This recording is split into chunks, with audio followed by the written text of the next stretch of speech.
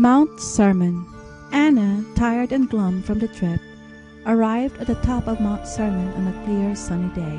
The mid-afternoon sun revealed white puffy clouds scattered across the blue sky. She was greeted by creatures she had never seen before. Only now she realized that the quiet little rickshaw driver belonged to this serene village. Leading the greeters was a graceful older female, dressed in blue and white robe. Her soft, woolly face and hands, white as snow, welcomed her with the softest embrace. The younger ones, also dressed in the same blue and white garments, gathered silently around her. No words were spoken as the group led her to one of the village's austere yet immaculately kept huts. Their silence was comforting for Anna because she was not in the mood to talk. Mounted on the lintel was a sign, "Welcome to the Order of the Merciful." The word merciful prompted her to candidly scan the badges stitched on each of the younger ones' robes. Merciful Rose, Merciful Lily, Merciful Daisy. The older ones read, Blessed Ina. She was pleased to know their names without asking them. She was also not in the mood to introduce herself and exchange words of pleasantries. When she was settled in her bedroom, Blessed Ina gently closed the door behind her. She dove into the soft bed, buried her face into the pillow, and wept. She cried, "Papa, Papa, why have you abandoned me? Why? You promised you would always protect me. Why did you send me away?" Her Papa Nunzio's words still echoed in her head. "I failed you, Anna. I'm not strong enough to keep you safe." Anna's thoughts were filled with images of events from yesterday. When she got home from her adventures with the 3 ninja pigs, she was happily surprised to see her Papa Nunzio home. Nana Munai was in tears, reproaching her. "Anna, where have you been?" Anna ignored Nana and went straight to hugging the general. "Papa, Papa, I'm so glad you're home. I made new friends. They are ninja pigs just like you and me." She turned around to show him, but the pigs were gone. "Today a most exciting thing happened. I met a wizard. She is a girl. She said I'm also a girl. She said I'm not a ninja pig. Is that true, Papa? Oh, and she said I can be a wizard, just like her. Yes, Papa, can I be a wizard? You should have seen her sparkling staff. Wow, it was awesome. I want to be a wizard, Papa. Please?" Nana Munai gasped as soon as she heard the words 3 ninja pigs and wizard spoken by Anna. She was horrified, prostrated herself in front of the general and cried, "Forgive me, Master. I did not fulfill my duty to preserve your daughter's innocence." "Pack your belongings, Munai. Your service is no longer required." General Nunzio commanded the cow calmly and decidedly. Nana Munai scrambled to her feet, relieved that she was free to go, alive. She was not prepared to face death under the general's blade. "It is I who failed. How could I possibly believe that I could save a human?" General Nunzio collapsed in his chair like a wounded, defeated warrior. "Papa, what are you talking about? What is happening?" "Anna, go to your room. Put on your traveling garments. Your ride is arriving soon." "Where am I going? Are you coming with me?" "Do as I tell you. Go." General Nunzio commanded his daughter without looking up. "Yes, Papa." Anna was bewildered by her Papa's coldness and harsh tone of voice. She knew there was only one way to respond. Obey. Her ride was a rickshaw pulled by a quiet little driver. She had never seen his kind before. As she mounted the rickshaw all by herself, her Papa's words repeated in her head.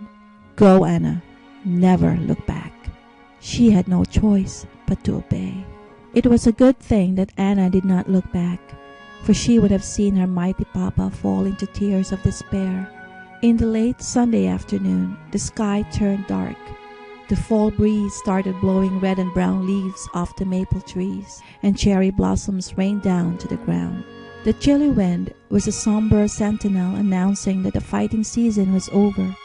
General Nunzio could now retire, but without Anna. The Sisters of Beatitudes. Anna woke up with a throbbing headache, sore puffy eyes, and parched mouth. She was grateful for the jug of icy water on her nightstand.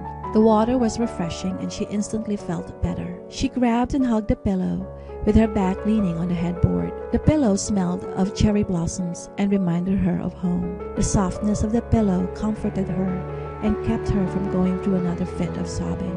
Then the embroidery on the pillowcase piqued her curiosity. On it was stitched a pink long-stemmed rose with a single leaf, and under it the name Merciful Anna was elegantly sewn. Who is Merciful Anna? Could it be me? I'm not one of them, am I? Her thoughts prompted her to get up and explore her room. It was cozy and minimally furnished, compared to her spacious and lavishly decorated room in her papa's mansion. By the window was a wooden desk, a lighted candle, and a tray of fresh lychees, warm mooncakes, and a hot pot of jasmine tea. As she sat down to pour herself tea, she spotted the white silk-covered book, History of the 8 Orders of Beatitudes. She began to read. Mount Sermon is home to a peaceful society of sheep and lambs called the Sisters of Beatitudes. The society consists of 8 orders: the poor, the mourn, the meek, the righteous, the merciful, the pure, the peacemaker, and the persecuted. I'm with the merciful ones. Nice. I wonder what the other orders are like. Anna paused and mused for a second, then continued. Each order was led by an elder, who was given the title Blessed.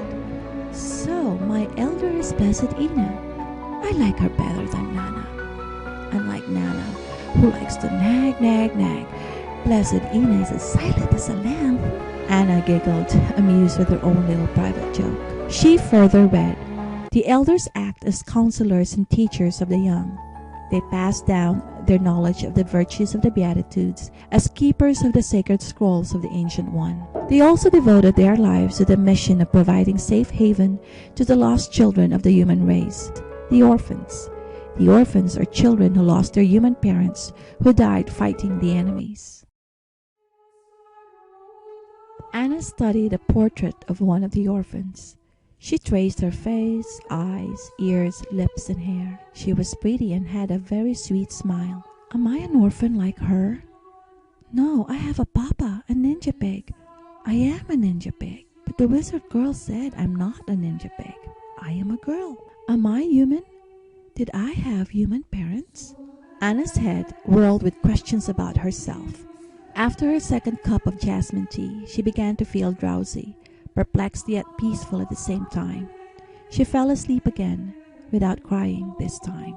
Anna's second day in the village of the Beatitudes was pleasant and uneventful. She learned their ways by observing and quietly imitating Blessed Ina, who was constantly by her side. When they ate, she ate. When they read, she read. When they performed their chores, she helped, all done without speaking a word. The only time they made a sound was when they gathered early in the morning for a ceremony of chants and hymns, led by the Order of the Morn. They gathered again after lunch, and by the night gathering, Anna was able to chant beautifully with them. The morn's comforting chants filled her soul with joy.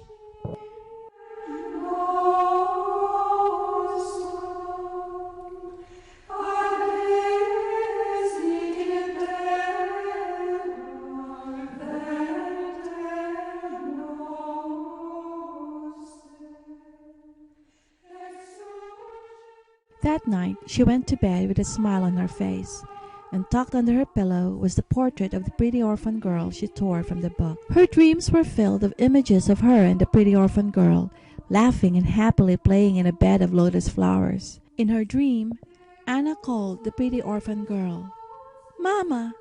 Mama!"